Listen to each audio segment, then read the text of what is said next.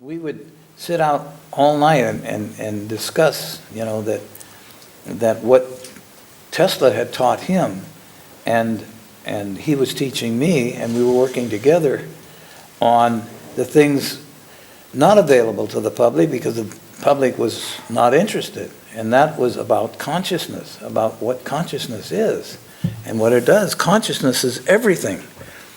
And he explained even in those days, he said, we live in a spiritual world, not a physical world. We have a cause and effect. We are the cause, which is an internal consciousness that creates an external world, which is called the effect.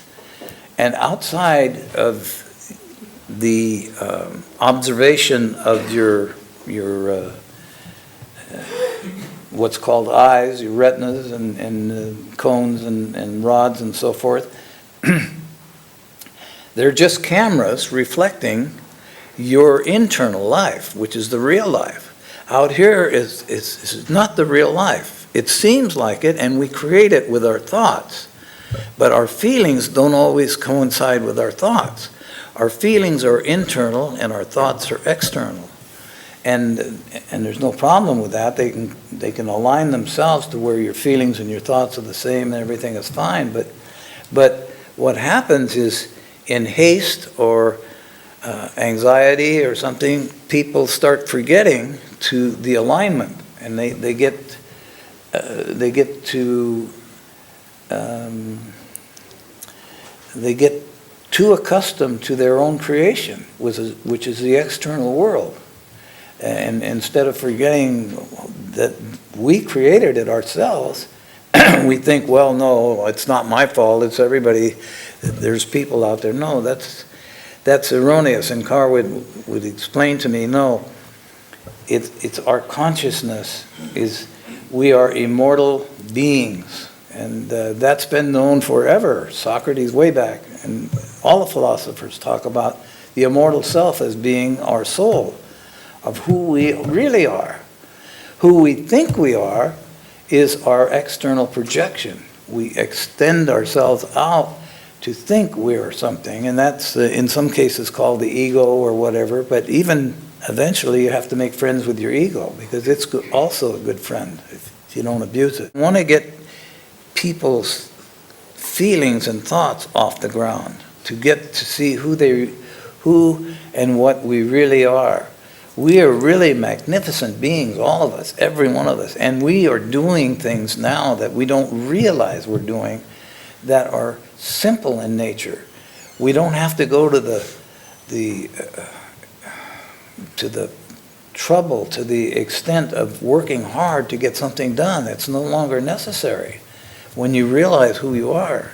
That thought on who we are, we simply have forgot. The veil has been pulled down. The programming that we've all been programmed for eons, our parents, their parents, we've been we've been influenced to be less than we are. It's time now, in this breakthrough energy movement, it's time to take back our power.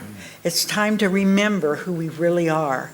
And what we are here for is to enjoy this life, is to be that creative being that we were intended to be, and rise up out of the servitude, the illness and the servitude to having to go to work every day, having to earn a living all of the time. I know it's very difficult because Ralph pulled me out of corporate, so I know what corporate world is, and I know what servitude is.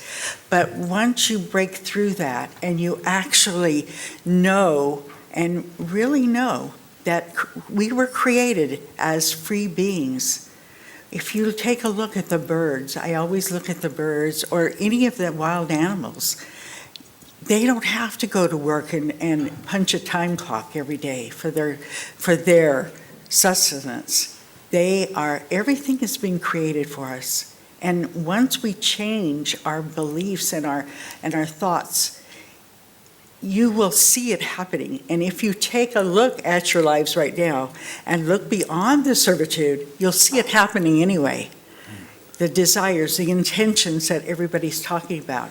When you intend something, you will have it come to you if you will be patient. If you will be patient. So many times you say, I want it, and I go buy it, I gotta have it right now. But if you just allow it to come to you, allow your needs. Because in a third dimensional consciousness, you have a box with 5 senses.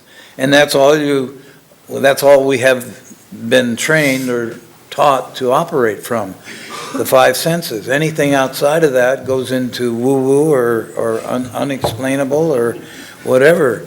So Marsha and I have raised our level of consciousness to a multidimensional stage. We no longer have the restrictions of 5 senses. Marsha taught me this too. We are energy. We are not physical bodies. We are energy. And when you accept that, that's the truth. The truth is what we have to get back to, is a simple truth. The same is the same truth that there is no past and there is no future. So stop looking there for your answers, because they're not, all of us, they're not there, because they really, in truth, don't exist until we put a thought on them. As soon as we say, well, I remember when I was a kid, or I'm looking forward to this, then we are the creators of that. It's happening instantaneously. We've got into a state of consciousness where we now, and it's simple, because I know the next question is, well, how? How do you do that? It's just simply realizing we're already in a perfect world. We're already in a perfect condition. We just forgot it. And by our thinking differently, we create differently. So we look at something, oh, that's not so hot. Okay, it's not so hot. And this doesn't deal with just the consciousness of woo-woo. It deals with basic science of the subconscious. Once we tell the subconscious what it is, it will say, okay, that's what it is. And that deals with, well, I can't do that. Okay, you can't. Then don't even try. Well, I can do it. Okay, then you can do it. And it's that simple. We're led by our intuition, which is a part of our subconscious. And if we follow those feelings, instead of the external ones of somebody saying, you can't do that, and you accept it, then you're dead. On that subject, you can't do it. But if you say, wait a minute, I know I can do it. And there's a difference between knowing and believing. In the belief system that I brought up earlier, you can led to believe anything in the world, but nobody can really convince me when I am sleepy or hungry or have to use the restroom. Those are knowing. I know I have to go. I know I have to eat. I know I have to sleep. And that's the difference. It's simple. It's so simple we overlook it. But there's a belief system, which if they say, oh, you don't really have to go, well, they're wasting their time because I'm going.